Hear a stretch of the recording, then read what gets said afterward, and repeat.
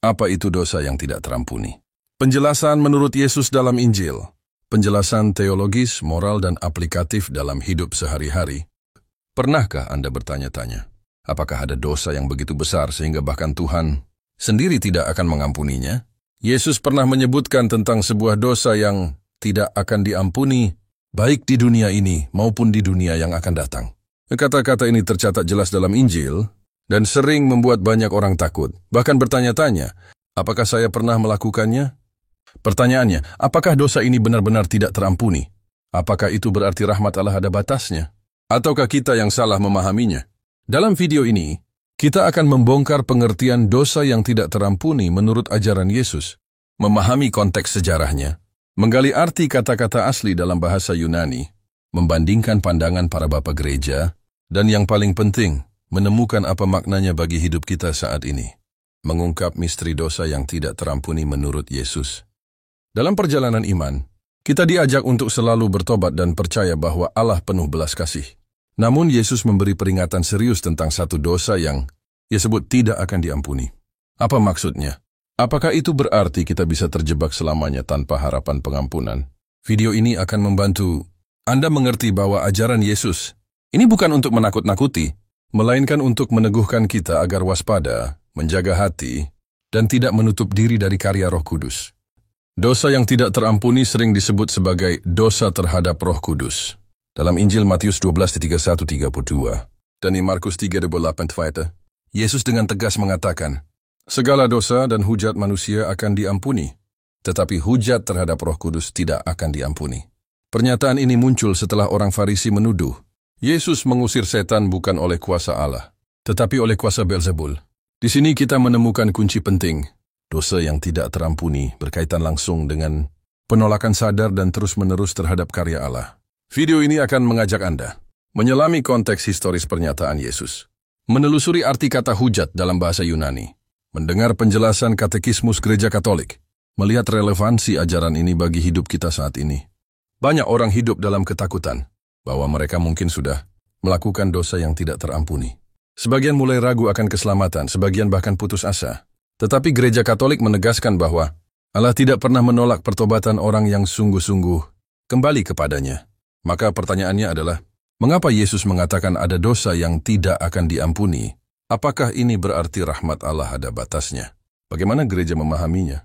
Pendahuluan ini akan membawa kita ke pemahaman bahwa kata tidak terampuni bukanlah soal keterbatasan Allah, melainkan kondisi hati manusia yang menutup diri secara total dari rahmat. Ini adalah ajakan untuk terus membuka hati, merendahkan diri, dan mengizinkan Roh Kudus bekerja dalam hidup kita. Mengapa dosa ini tidak terampuni? Mengapa Yesus mengatakan bahwa dosa menghujat Roh Kudus tidak akan diampuni? Untuk menjawabnya, kita perlu menyelami logika rohani di balik pengajaran ini. Satu, bukan karena Tuhan tidak mau mengampuni. Pertama, kita harus menghapus gambaran keliru bahwa Tuhan menolak pengampunan untuk jenis dosa tertentu. Allah adalah kasih, 1 Yohanes 4:8. Dan kasih-Nya tidak terbatas. Dia bahkan mengutus putranya untuk mati di kayu salib demi pengampunan dosa seluruh dunia, Yohanes 3:16. Jadi masalahnya bukan pada hati Allah, tetapi pada hati manusia. 2. Hati yang menutup diri sepenuhnya. Dosa menghujat Roh Kudus berarti menolak secara sadar dan sengaja karya Roh Kudus yang berusaha membawa kita kepada pertobatan. Roh Kudus bekerja di hati setiap orang, melalui suara hati, firman Tuhan, dan bisikan batin, untuk menuntun kita kembali ke jalan kebenaran. Namun jika seseorang menolak terus-menerus, bahkan sampai mati, maka tidak ada jalan bagi pengampunan itu masuk, karena pintunya kita tutup sendiri. 3. Penolakan terhadap kebenaran yang diketahui. Orang Farisi dalam Matius 12:31-32 adalah contoh nyata. Mereka mengetahui bahwa Yesus melakukan mukjizat dengan kuasa Allah, namun tetap menyebutnya dari iblis. Itu artinya mereka sengaja menolak terang, meskipun hati nurani mereka sadar akan kebenaran. Inilah bentuk menghujat Roh Kudus, mengganti kebenaran dengan kebohongan, dan memilih kebohongan itu dengan sadar. 4. Mengapa tidak terampuni? Pengampunan memerlukan pertobatan. Jika seseorang menolak Roh Kudus, sumber pertobatan, dia otomatis menolak sarana satu-satunya yang bisa membawanya pada pengampunan. Dosa ini bukan tentang satu tindakan, tetapi tentang kondisi hati. Selama hati keras dan menolak Roh Kudus, selama itu pula pengampunan tidak mungkin masuk. Masalahnya bukan pada Tuhan yang tidak bisa mengampuni, tetapi pada manusia yang tidak mau diampuni. 5. Aplikasi praktis. Mengapa ini penting bagi kita? Mengetahui alasannya, kita bisa lebih berhati-hati. Jangan abaikan bisikan Roh Kudus, walaupun kecil. Jangan terbiasa membenarkan dosa.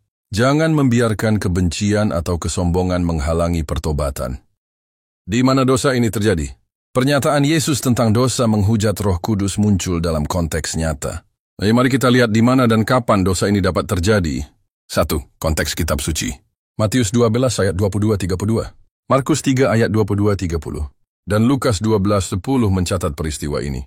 Lokasinya adalah di tengah pelayanan publik Yesus di wilayah Galilea, saat banyak orang menyaksikan mukjizatnya. Peristiwa terjadi setelah Yesus mengusir setan dari seorang buta dan bisu. Lalu orang itu dapat melihat dan berbicara. Mukjizat ini jelas menunjukkan kuasa Allah. Namun para ahli Taurat dan Farisi berkata, ia mengusir setan dengan kuasa Beelzebul, penghulu setan. 2. Secara rohani. Di mana dosa ini terjadi? Di dalam hati. Ketika seseorang secara sadar menolak bisikan Roh Kudus. Dalam komunitas, dosa ini sering terjadi di tengah lingkungan religius, di mana kebenaran diketahui namun sengaja ditolak. Di pikiran dan perkataan menghujat Roh Kudus dapat keluar dalam bentuk kata-kata yang mengingkari dan menghina karya Allah. 3 contoh di zaman modern. Di gereja, saat seseorang melihat mukjizat atau pertobatan yang jelas-jelas dari Allah, namun ia menuduh itu hanya manipulasi manusia atau bahkan kuasa setan. Di media sosial, saat seseorang mengejek dan menghina karya Roh Kudus, walaupun ia tahu kebenaran Injil. Dalam hati, saat seseorang menolak pertobatan berkali-kali, meskipun sadar bahwa Tuhan memanggilnya. 4. Makna di mana bagi kita? Dosa ini bukan terbatas pada lokasi geografis, tetapi pada ruang batin di mana kita mengambil keputusan moral. Itu berarti dosa ini bisa terjadi di mana saja. Di rumah, di gereja, di tempat kerja, selama hati menolak Roh Kudus. Kapan dosa ini terjadi?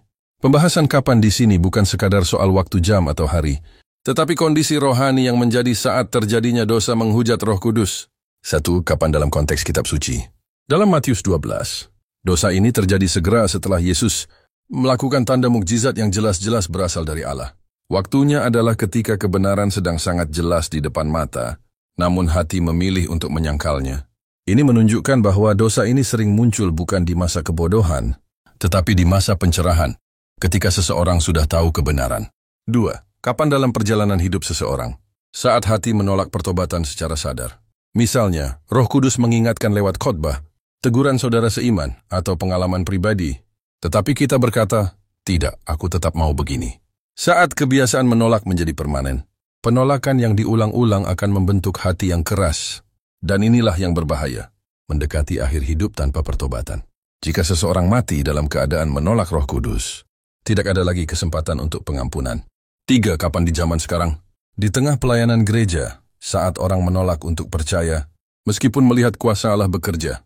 Dalam kehidupan pribadi, ketika suara hati sudah jelas, tetapi kita memilih untuk mematikan suara itu. Di dunia digital, saat kita terburu-buru menghakimi dan menuduh, karya Roh Kudus di media sosial sebagai tipuan, tanpa doa atau discernment. 4. Makna praktis bagi kita. Kita perlu waspada bukan hanya terhadap dosa besar yang kelihatan, tetapi terhadap sikap hati yang terus-menerus menolak terang. Kesempatan untuk bertobat tidak selalu ada. Kita tidak tahu kapan hidup berakhir. Pembahasan masalah. Sekarang kita masuk ke inti. Apa masalah besar yang membuat dosa menghujat Roh Kudus begitu serius? Mari kita uraikan secara mendalam. 1. Masalah utamanya, penolakan terhadap sumber pengampunan. Roh Kudus adalah pribadi Allah yang menginsafkan kita akan dosa. Yohanes 16 ayat 8. Tanpa pekerjaan Roh Kudus manusia tidak mungkin bertobat. Jika kita menolak Dia, kita menolak satu-satunya jalan menuju pengampunan. 2. Masalah sekunder, kesombongan rohani. Orang Farisi adalah ahli agama yang tahu Taurat, tetapi merasa tidak butuh pengampunan. Kesombongan membuat mereka sulit mengakui kesalahan dan mengeras terhadap kebenaran. Dalam konteks modern, kesombongan rohani membuat kita merasa paling benar sehingga kritik Roh Kudus diabaikan. 3. Masalah kebiasaan menolak. Penolakan sekali mungkin karena kebodohan, tetapi penolakan berulang membentuk karakter. Hati yang terbiasa berkata tidak pada Roh Kudus akan sulit berkata ya ketika kesempatan terakhir datang. 4. Masalah salah paham teologis. Ada orang yang ketakutan bahwa mereka sudah melakukan dosa ini tanpa sadar. Padahal orang yang khawatir biasanya justru belum melakukannya, Karena dosa ini adalah penolakan sadar dan keras kepala terhadap Allah. 5. Akibat dari masalah ini. Secara rohani, terputusnya hubungan dengan Allah. Secara moral, hati mati rasa terhadap dosa. Secara kekal, kehilangan keselamatan. 6. Aplikasi bagi umat Katolik. Pentingnya sakramen tobat. Sebagai sarana resmi pertobatan, hidup dalam kerendahan hati, terbuka terhadap teguran Roh Kudus. Memelihara hati nurani yang peka, jangan biarkan dosa kecil dibiarkan menumpuk. Bagian 9. Solusi masalah. Dosa menghujat Roh Kudus adalah persoalan serius. Tetapi kabar baiknya, jika hati masih mau bertobat, masih ada jalan kembali. Kuncinya adalah membuka diri terhadap karya Roh Kudus. Mari kita jabarkan solusi secara terperinci. 1. Sadari kebenaran Injil. Langkah awal adalah mengakui bahwa Roh Kudus adalah Allah yang hidup dan bekerja di dunia sekarang. Menyadari bahwa setiap bisikan hati untuk bertobat bukan sekadar pikiran pribadi, melainkan undangan dari Allah. Renungan praktis. Saat ada dorongan untuk berdoa atau membaca Alkitab, itu adalah panggilan Roh Kudus. Responlah segera. 2. Rendahkan hati. Dosa ini sering muncul dari kesombongan rohani, jadi lawannya adalah kerendahan hati. Praktik Katolik sering berdoa doa kerendahan hati, doa Kardinal Merry del Val, dan mengaku dosa secara teratur. Bersedia menerima teguran baik dari firman Tuhan, imam, atau sesama. 3. Rajin mengikuti sakramen tobat. Gereja Katolik memberikan sakramen rekonsiliasi sebagai sarana resmi menerima pengampunan.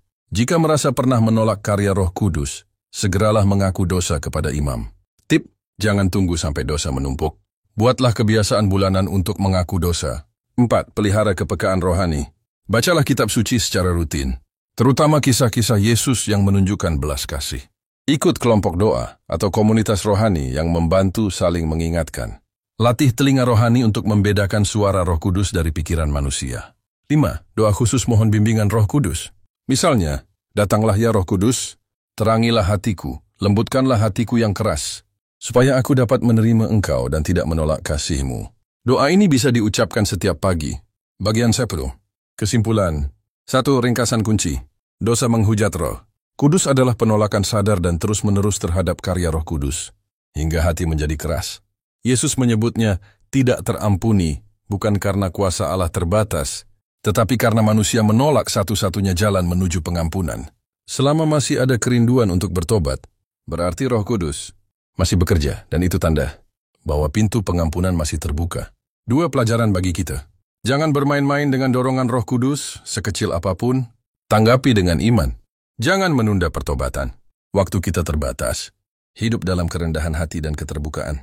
Rohani adalah perlindungan terbaik dari dosa ini. 3. Aplikasi dalam kehidupan sehari-hari. Segera minta maaf jika menyakiti orang lain. Ini melatih hati untuk peka. Rajin membaca Injil dan renungan harian. Jadikan doa pagi sebagai momen memperbarui hati yang siap dipimpin Roh Kudus. Penutup. Sahabat iman, kita sudah berjalan bersama menelusuri salah satu topik paling serius dalam pengajaran Yesus, dosa menghujat Roh Kudus. Kita belajar bahwa ini bukan sekedar kesalahan kecil atau kelalaian sesaat, melainkan sikap hati yang secara sadar menolak kasih dan karya Allah sampai akhir hidup. Namun, selama kita masih mau membuka hati, selama kita masih mau berkata, "Ya Tuhan, aku mau Engkau bekerja di dalamku," maka kita belum terjatuh ke dalam dosa yang tidak terampuni. Mari kita terus memelihara hati yang lembut, hidup dalam pertobatan, dan memberi ruang bagi Roh Kudus untuk membentuk kita setiap hari. Ingat, kasih Allah selalu lebih besar daripada dosa kita, selama kita mau kembali. Jika Anda merasa video ini memberkati, silakan tekan like supaya lebih banyak orang bisa mendapatkan pengajaran ini. Tekan subscribe dan aktifkan lonceng notifikasi, supaya tidak ketinggalan pembahasan iman Katolik yang mendalam setiap minggunya. Tinggalkan komentar, apa yang paling menyentuh hati Anda dari penjelasan hari ini? Atau pertanyaan seputar iman Katolik yang ingin Anda bahas di video berikutnya. Dan jangan lupa, bagikan video ini kepada keluarga atau teman yang membutuhkan penguatan iman. Terima kasih sahabat Gema Katolik sudah menonton video ini. Tuhan memberkati, amin.